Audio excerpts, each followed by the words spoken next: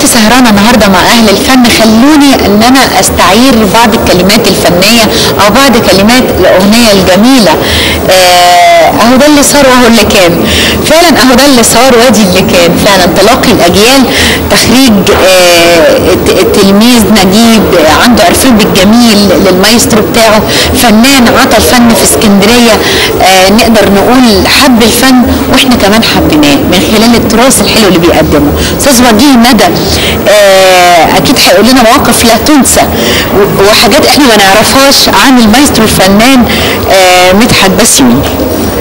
طبعا استاذي مدحت بسيوني بيعتبر مش المادة الأساسية، بيعتبر هو الفرقة الموسيقية الأولى عندنا في اسكندرية، بواسطة مين؟ بواسطة ورئاسة أستاذنا مدحت بسيوني.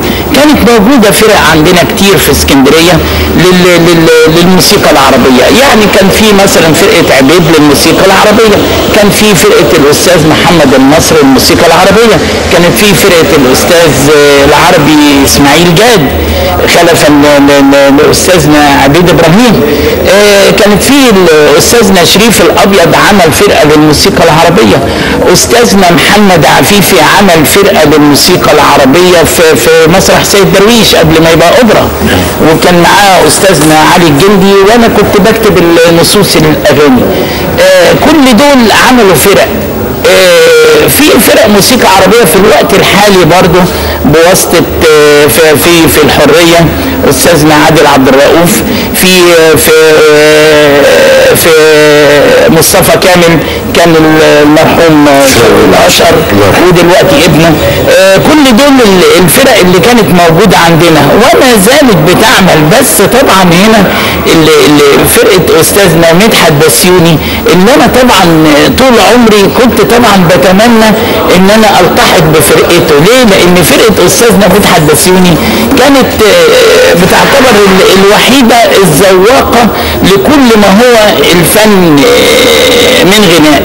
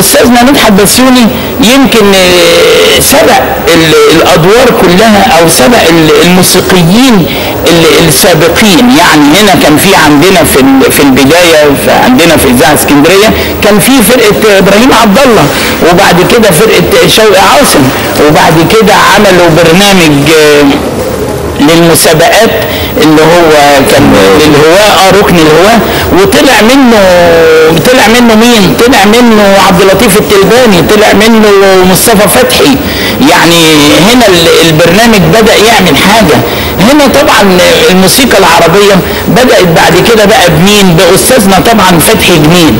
أستاذنا فتحي جنيد كان متزوج من الفنانة اللي كانت بتأدي فن المونولوج في الوقت ده، نادية أمير، اللي بعد كده بقت ممثلة، وبرضه خلى مين برضه تغني عنده وتأدي فن المونولوج؟ الفنانة نعيمة أحمد، اللي هي بعد كده بقت نعيمة الصغير. برضه أستاذنا فتحي جنيد علم أجيال كتيرة في الموسيقى العربية. أستاذنا فتحي جنيد كان لسه صغير. مين؟ إمام البحر درويش كان لسه صغير. مين؟ الممثل أحمد آدم كان أستاذنا فتحي جنيد بيعلمه المزيكا. جه بعد كده بقى طبعا بعد استاذنا فتحي جنيد ظهرت بقى ايه النبته الاساسيه اللي خلت كل الفرق تشابه فرقه استاذنا مدحت بسيوني في الانفوشي. كنا احنا طبعا بنبص لاستاذنا مدحت بسيوني وكلنا كنا بنتمنى ان احنا نغني عنده. استاذنا مدحت بسيوني طلع اجيال كتيره في الاذاعه. يعني مثلا انا طبعا ما انساش طبعا سلوى شاكر، ما انساش السيد وهبة الله. يعني مجموعه من الاصوات اخذ بايديها ووداها الاذاعه ونجحت في الاذاعه وما زالت بتؤدي مع استاذنا مدحت بسيوني.